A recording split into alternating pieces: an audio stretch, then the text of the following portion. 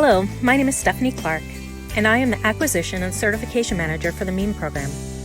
I am responsible for the coordination with the Centers for Medicare and Medicaid Services, or CMS, the primary funding stakeholder behind Medicaid systems enhancements. I ensure our funding requests and certification processes are aligned with CMS compliance rules. Additionally, I am responsible for coordinating our program acquisition activities. As you heard in the previous two informational videos, we are launching an effort to start modernizing the current state picture Anthony laid out. This is an elephant-sized problem. An elephant we'll call current state elephant. CMS has been working with all 50 states on the best approaches for modernizing for several years. Prior to 2016, the most prevalent method of modernizing was through a Big Bang MMIS replacement project. This involved the release of an RFP to buy a single automated solution to replace as many old systems as possible in one fell swoop. So essentially replacing our entire current state elephant with another, hopefully better elephant. These projects were high risk and high cost, often in the hundreds of millions of dollars range, and often resulting in failure, significant cost overruns, or sometimes both.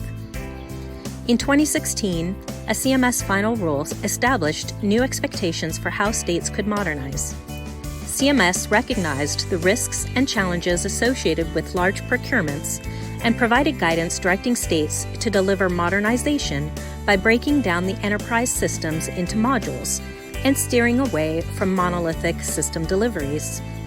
The updated guidance allowed states to certify modules independently, because everyone knows how one is supposed to eat an elephant, right? One bite at a time. The theory being to take small module-sized bites out of the elephant by replacing each subsystem independently in an incremental fashion and integrating them into the architecture with a system integration layer. This new rule included a certification approach, allowing states to independently certify modules demonstrated to meet CMS's certification requirements. Certification is important because CMS funds the operations of certified systems at a higher federal financial participation match rate than uncertified ones. This allows states to remain certified while modernizing one module at a time. Iowa has been evaluating modularity-based approaches and has struggled to identify a clear path to modernization through the replacement of individual systems or modules incrementally. We believe this is for two primary reasons. First, if we look back at the business outcomes Liz mentioned earlier, we find them to be the result of end-to-end business processes traversing across several systems in our environment. The replacement of a single module may not result in an outcome improvement unless the other modules are also modernized concurrently. If the goal is delivering value through technology to address Medicaid's highest business priorities, we do not see a path to achieve this goal in the near future through the traditionally defined module strategy. Second, the 2016 Modularity Rule guidance included 600 certification requirements mapped to 10 MMIS modules, referred to as the Medicaid Enterprise Certification Toolkit, or MECT. The MECT requirements structure further reinforced an approach focused on system replacement. However, as Anthony alluded to earlier, our analysis has shown us that the technical environment surrounding our systems and how we interact with that environment is the primary inhibitor of our ability to achieve business outcomes, not necessarily the systems or technology. In addition, we found the organization of our current state systems did not match up well with the MECT module structure, limiting our ability to identify straightforward module replacements that aligned with the certification model. Fortunately, CMS is pivoting away from the MECT certification model and is instead focusing on outcomes.